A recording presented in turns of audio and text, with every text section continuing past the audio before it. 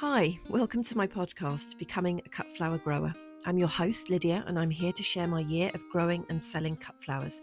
I'll be giving you the lowdown on everything I'm doing and sharing all the highs and lows, the good times and the inevitable disasters, all in real time. Join me on my cut flower journey, starting right now. Hello, and a very warm, actually a very hot welcome to the latest episode. It's Friday, the 1st of May, 2026, and it has been absolutely scorching the last few days. Now, I am as sick as a parrot. I have a really, really nasty cold at the moment. So apologies in advance for my voice, which is awful, and it's probably going to be a shorter episode because I'm feeling absolutely dreadful. And it came on Wednesday, and I thought it was hay fever because it was incredibly windy here on Wednesday, and there was so much tree pollen blowing around. Like, you could just see the pollen. It was everywhere. It was just all over me and the car and everything else.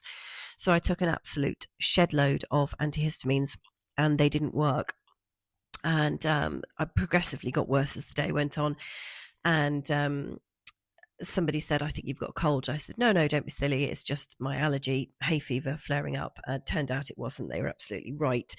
So I couldn't move yesterday at all. I didn't do anything whatsoever. And I sat in the sun. In fact, I managed to fall asleep in the sun, which was a disaster because I woke up a couple of hours later, burnt to a crisp. So not only do I have a really sore nose from blowing my nose for days and days and days, but I also managed to burn it. So blowing my nose has been absolute agony, and that's entirely my fault for falling asleep. Very silly thing to do. So I've got a very, very sore face and nose, and I have done absolutely nothing at the plot because I have barely managed to drag myself there and home. I've been watering all the newly planted things, so that's mostly the rose climbers that have just gone in and the anemones, and still carrying on with those scabious, which I'm determined they're not going to die, and some of the smaller plugs in the new perennials section. But everybody else has just had to get on with it because I just have not had the strength to do anything. Thank goodness for all that mulch that I put down last week, because everybody that's been mulched is absolutely fine. And the perennials, the old perennials that have been in for a while, they're doing incredibly well, and they've put on loads of growth. So although the surface of the soil looks absolutely parched, generally speaking, everybody seems to be absolutely fine. Even the sweet peas are doing fine, which is great. And I did spot some more dahlia shoots which have appeared on some more of my dahlias, so that is wildly exciting. I haven't been watering them either because I know that we're having rain over the weekend. It's coming tomorrow afternoon, so I actually want to save what's in the bowsers and just let nature take its course. And I also didn't have the energy to walk up and down watering all of them. Now, in the greenhouse, that's also been pretty neglected the last few days. I've been house sitting as well, so I've actually been sick in someone else's house, which is never ideal because you just can't take everything away with you that you think you might need. And I didn't realize I was going to get sick, so I had to go home and open the greenhouse, obviously, in the mornings and make sure everybody was watered. It's nice and quick and easy because everything is sitting in these baking trays, which is amazing. I can just fill the trays up and then leave. And they just take up the amount of water that they want, which is amazing. And then I go in the evening and I shut the door and make sure nobody can get in there overnight. And in fact, one of my neighbours, bless him, he actually opened the greenhouse for me on Thursday because I just couldn't even make it down there. Now, my latest sowings, the ones I did on, 20th of April, they have not germinated. I'm guessing it's just because it's too hot, and I didn't want to just move everybody out in this heat. They've really just had to get on with it, and some of them are just sitting there doing absolutely nothing. So I'm hoping when the temperatures drop, they will all perk up. And I've got a plan to plant everything that's outside the greenhouse that's been hardening off on Monday after we've had lots of rain over the weekend, because it's a bank holiday in the UK. So obviously it's going to rain. It's like the law here. It has to happen. And the forecast says that that is going to be the case. So it will be a lot easier for me and for the seedlings if they go into beds that I've already had a really nice soaking of water. The only things that I have enjoyed this week are the aubergines, which is totally unrelated to the cut flowers, but I have to give you some success story this week. And I actually moved them inside because they just weren't doing anything in the greenhouse, and they've all finally germinated. So that is amazing. Now, special thank you for your comments and messages regarding Larkspur. I've had quite a few this week. I posted a reel on Instagram earlier in the week, just with some little, it was just a reel of the seedlings and how they're getting on. And the Larkspur are the only ones that are letting the side down because they've done absolutely nothing. And it was very nice to get so many kind messages from people who are also struggling with Larkspur. I've had some very useful tips for the future, including putting the seeds in the freezer for a few weeks. Now, my guys just went into the fridge because I thought that was enough, but someone suggested putting them in a freezer for a few weeks. So going to think about doing that. Someone else said that they do autumn sowings. Someone else said that they sow theirs on paper towel and then move them into the airing cupboard, which sounds a very good idea, only I don't have an airing cupboard. And I had another person who follows me on the Instagram. I'm afraid I don't know your name. It's Peaches and Pearls Flowers. And they messaged to say that they'd finally chucked all of their compost and the seedlings around a tree in their garden. I'm guessing in frustration, right, that they hadn't germinated.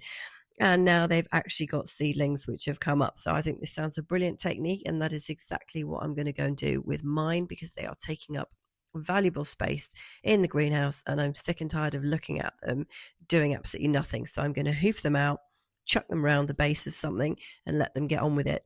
And I may have another go next year. I might have another go in the autumn, actually. Failing that, I might just buy some plugs, which is something that is something that I have never done before, actually. I like to sow everything from seed.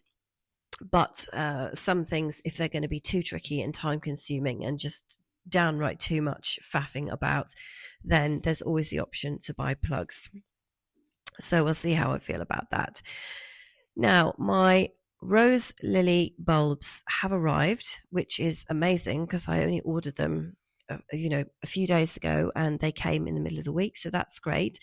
And I said to you that I would talk to you about them tonight. I'd do the plant profile on these rose lilies. Now, I can't claim to know anything about them. I have lilies myself in the garden, and I absolutely love them. And I expect they will do really well this year. And then the ones that I've bought for the cut flower business will probably be a disaster, because that's often the way. But I bought mine from a UK retailer called Hearts Nursery, and they have a beautiful, gorgeous selection of all sorts of bulbs and spring ones, autumn ones, a whole selection of bulbs, actually. I'll put a link to them in the show notes, and I bought my bulbs from them. And I had to do a bit of research on these rose lilies, just to understand exactly what they're all about, so that I could tell you. And this sort of rose lily name, it's like a brand thing that somebody's come up with. Like the Dutch bred them, and they're basically like a hybrid off the standard oriental lilies. So they've been bred specially to look a bit more like a peony, I guess, or a rose. I don't think they look anything like roses, but that's the way they've been marketed and branded, I guess. And the special thing about them is that they've got extra petals, and they're sort of thick. They're kind of thicker, fat-looking petals. They don't have any pollen, no stamens, and they've got a softer scent, so they're not the sort of knock you dead kind of oriental lilies, because some people hate the scent of oriental lilies. I must say I absolutely love it. I can't get enough of lilies, but lilies do always remind me of funeral flowers, which is kind of unfortunate. Certainly the white ones do anyway. My Largo lilies are this sort of magenta, dark pink, I don't want to say purple, but they're like a really, really dark pink, and they don't make me think about funerals at all, but the white ones certainly do, which is a bit of a shame. Now, I am hoping that my wedding and event florists this year are going to go absolutely wild for these. I hope so, because they're quite expensive. I'm hoping the fact that they don't have any pollen So there's not going to be any risk of accidents on brides' dresses or bridesmaids or tablecloths or anything like that, because pollen is a bit of a nightmare and you do have to be careful with them. I'm hoping that these guys are going to look very beautiful, very dramatic, that they're going to last a long time. Apparently they have a long vase life. And the fact that they don't look like funeral flowers should mean that they are more useful in other things like, wedding and events and installations and stuff. I'm hoping they're going to look quite dramatic because, as you know, lilies open, the buds open sequentially. And so you've always got something new, something interesting to look at. From a grower perspective, from my perspective, I'm hoping that they have a good selling price. I have absolutely no idea how to price these guys. I shall have to have a look. They seem very straightforward to grow. I dare say, I hate to say low maintenance because I hate that expression, but when I tell you in a second how you're supposed to grow them, it seems pretty straightforward to me. And because there's something different as well, and I'm quite into doing things that are a little bit different. Now, they need to have full sun. They need apparently an ericaceous compost. So I'm going to go to the garden centre and get some bags of ericaceous. I'm going to grow mine in pots. I'm not even going to try and put them in the soil. We're very chalky here. Lots of boulders and, just rocky, chalky soil. So whilst I've got things like camellias that seem absolutely fine, and in fact the lilies in my garden are fine, I think when these guys go up on the field, they need to go in big tubs, and I shall probably go over to my wholesaler and get some enormous tubs from them. These lilies get quite tall as well. Now, the ones in my garden, I don't stake them, but my garden is very sheltered. I will stake these ones, and what I plan to do is make holes in the sides of this enormous tub, or a couple of enormous tubs that I'm going to go and get, and make holes in the sides and basically use cable ties to attach 6-foot canes to the sides of the tubs. And then I'm going to plant the bulbs around the sides of the tub, and when their shoots come up, I'm going to tie them gently with string into this bamboo cane that is itself cable tied to the tub. So it's a technique that is quite quick and dirty, and it just means that as long as you plant the bulbs around the center of the tub, you can then tie them into the support sticking out of the top. Apparently these guys need a high potash feed once the shoots are up, which is basically like a tomato feed. So I've got some of that, that's fine. And they should flower in July, August. Now I've got mine very late and they're not going to get in till the weekend. So they're probably not going to flower until August. And the other downside to them is that they are not cheap, but they do come back every year. And in theory, they kind of make little babies as well. So you can increase your stock over the years, but that takes a bit of time. Now, I paid £2.50 each for my bulbs. So yeah, they have to do something pretty spectacular for that. Now, let me tell you what I've bought. So I've got 4 different varieties. The first one is called Amsterdam.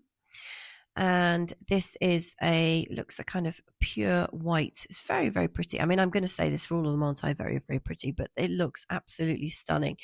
And the second one I've got is called Ivana. Now, this looks like the most expensive flower I've ever seen in the world. It's kind of like creamy, kind of champagne-y, creamy color. It just looks absolutely wild. I am beyond excited to see that one.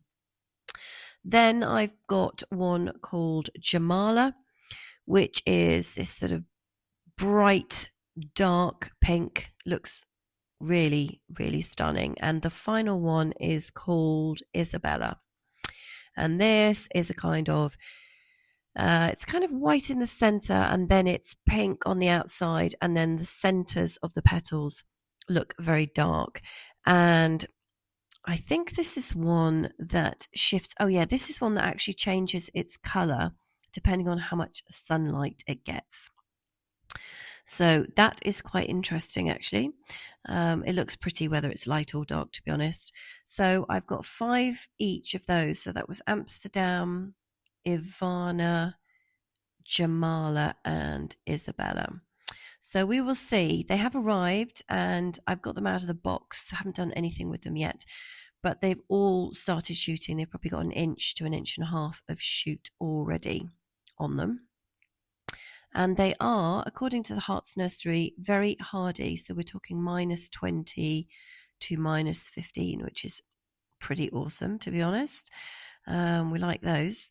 And as I say, mine have been out in my garden for over a decade. They just keep coming back every year. The only other thing I suppose to worry about with lilies, of course, is the lily beetle. And these things drive me absolutely potty. I have them all over mine. And they make an awful mess. Like, they chew the leaves up, they poop on everything, and they're absolute monkeys to try and catch, because they've got red on the top of them, and then they've got black tummies. And when you go over to them to go and get them, they fall accidentally on purpose off the leaf onto the floor, so that the black tummy is facing up. So it makes it really hard to see them. And because I don't use any sprays or chemicals, and I can't bear to kill anything, I do go around knocking them all off onto the floor, or they just voluntarily throw themselves. But I'm well aware that as soon as I've gone, they'll just pick themselves up and get back on the plant. And you often find them in pairs, because they like doing adult things as well, all of the time, constantly. Adult things on all the lilies, and then they poop on everything and then eat them and then just carry on. It's disgusting. But my plan is to try and manage that as best I can. And it could be that I need to put mesh, very, very, very fine mesh around these fancy ones that I'm going to have on the field, to see if I can try and keep the lily beetles on. But I imagine that the leaves are all going to get stripped off anyway. So as long as they don't damage the buds and the petals, and in my experience, they haven't, they really just go for the leaves, then they will just have to, I'll just have to do best endeavors and just strip all the foliage off before I sell them to somebody, which is the plan. So lots to do. As I say, the hardy annuals, which have been hardened off, are going to go in the ground on Monday. These lily bulbs need to get in some ericaceous over this weekend, ideally, if not on Monday. So it is a bank holiday here in the UK. That means we have Monday off, so it's going to rain. Brace yourselves. And I hope you have a wonderful weekend and get on with absolutely tons of work. It's my mum's 80th birthday on Sunday, so we're going to be celebrating with a birthday lunch. So I'm not going to be on the plot on Sunday. Oh, and we're also going to go and see The Devil Wears Prada 2, which I'm very excited about. So anyway, that's enough about me. I hope you have a wonderful weekend. Sorry it's a shorter, poorly episode tonight. Hopefully I will be back to full speed on Tuesday, and that you will come back and join me then for the next episode, because you're always very welcome. All the best for a wonderful weekend.